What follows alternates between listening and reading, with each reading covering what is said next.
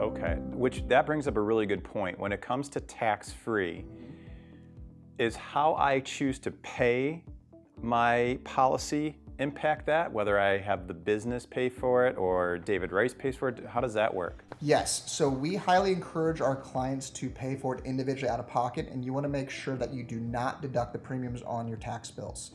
The reason being is if you deduct those premiums, which it's a type of health insurance, so technically you could deduct the premiums as a health insurance cost. What happens then is you're not paying taxes on that amount of money.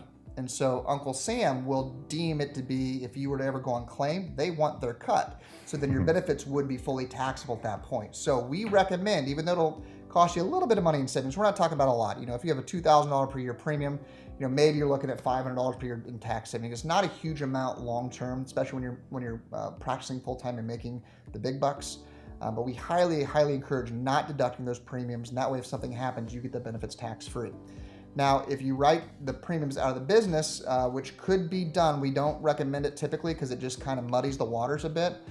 You want to make sure that you do not deduct those premiums as well on the business aspect. And we also recommend you work with a qualified CPA or tax advisor if you start looking into that to make sure that they can help you ensure if you ever go on claim, your benefits would receive tax-free.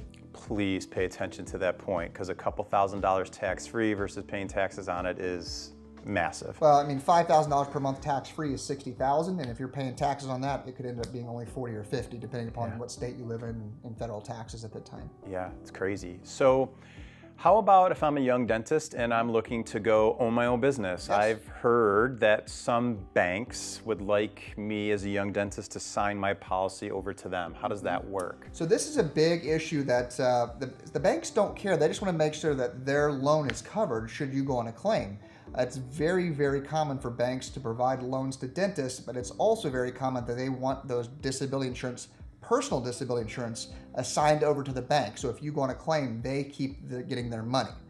So we really discourage that. We do not recommend doing that for any of our clients, and for educational purposes, any of you out there, I would definitely look into your options.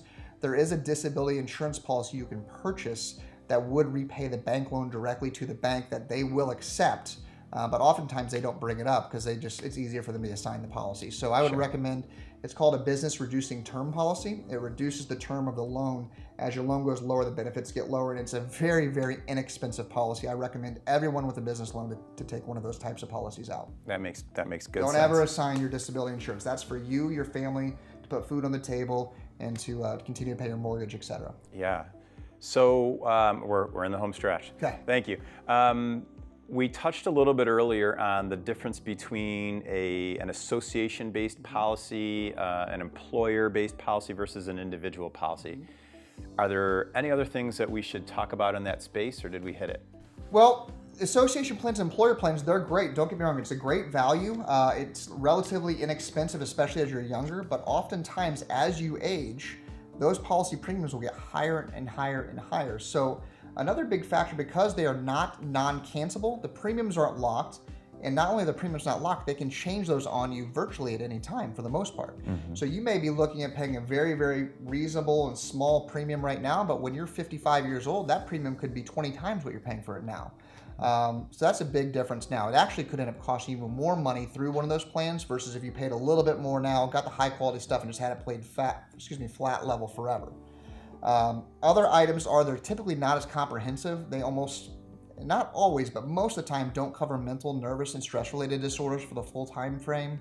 And really just be wary of what you're getting yourself into. And again, I would recommend working with a professional that can help you look at those types of contracts, compare and contrast to see what the best fit is for you. Yeah, I like that. Compare apples to apples. And I'm gonna challenge the associations for a second right now, because I've been an active member of one for 24 years now, and I used to believe, before being really involved, that I was going to get the best rate possible for an apples to apples plan. And what I learned is that isn't always the case, because associations are in business to not only help us, but to make money. They're a business just like we are in our practice. So make sure you have somebody who really knows what they're doing, evaluating your policy, giving you all the information so you are comparing apples to apples.